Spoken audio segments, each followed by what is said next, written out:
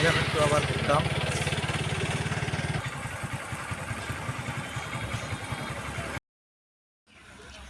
মৈত্রী সেতু যাওয়ার আগে দেখলাম সুন্দর কাঁঠাল ধরে আছে।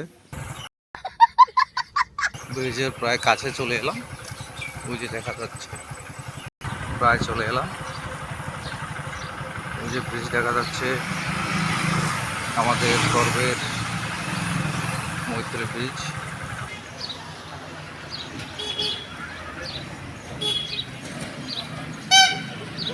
এই যে এটা ব্রিজের কাছে এলে একটা পান না খেলে যেমন না হয়। ওনাকে ফটো উঠানোর অনুমতি নেই, তাই ওনার চেহারা দেখাচ্ছি না। ব্রিজের কাছে এলে আপনারা ফুচকা খেতে পারবেন, অনেক রকমের মশলা আছে। মৈত্রী সেতু স্থিত এখানে একটা সুন্দর পানের দোকান আছে, ফুচকা আছে। এই যে উনি হচ্ছে মালিক, চা আছে, এই যে কাস্টমারও আছে।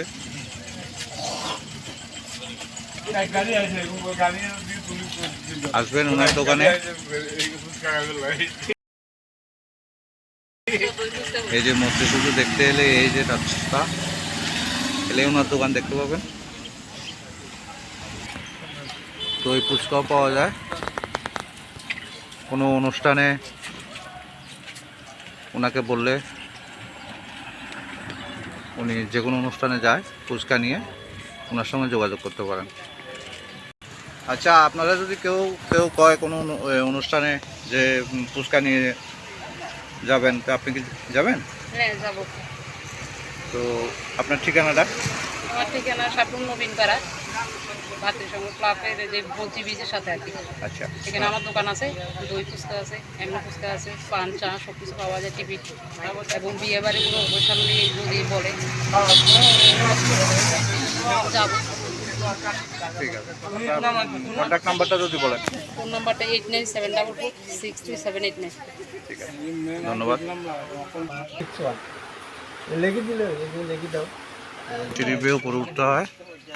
এই যে সেই আমাদের স্বপ্নের মৈত্রী সেতু, সাবরুম, দক্ষিণ ত্রিপুরা।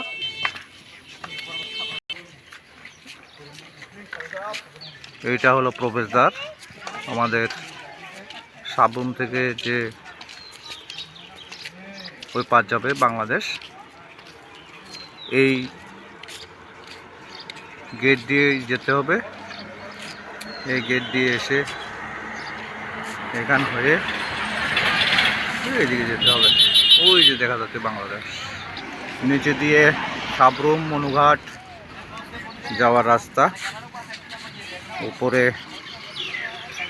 আমাদের সেই গর্বের মৈত্রী সেতু, অনেক বড় পাশ।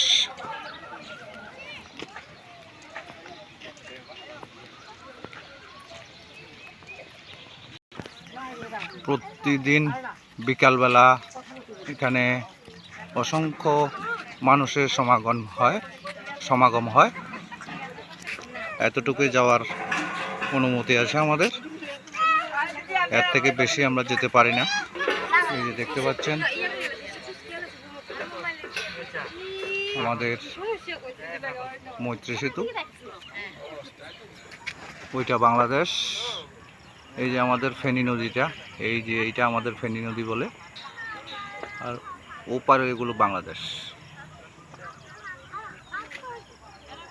খুব সুন্দর মনোরম দৃশ্য।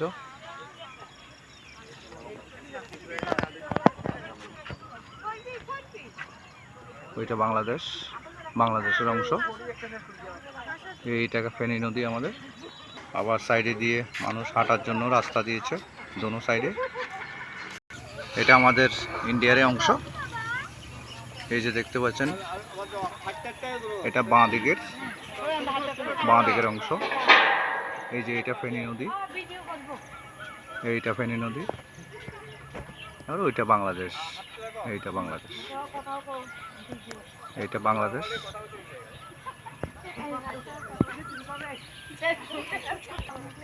এতটুকুই যাওয়ার রাস্তা। ব্লক করে দিয়েছে ওরা।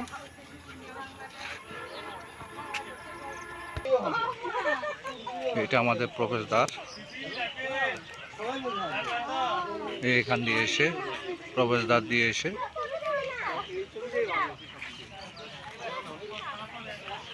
ওইদিকে বাংলাদেশ। এই যে এটা প্রবেশদ্বার, খুব সুন্দর বানিয়েছে।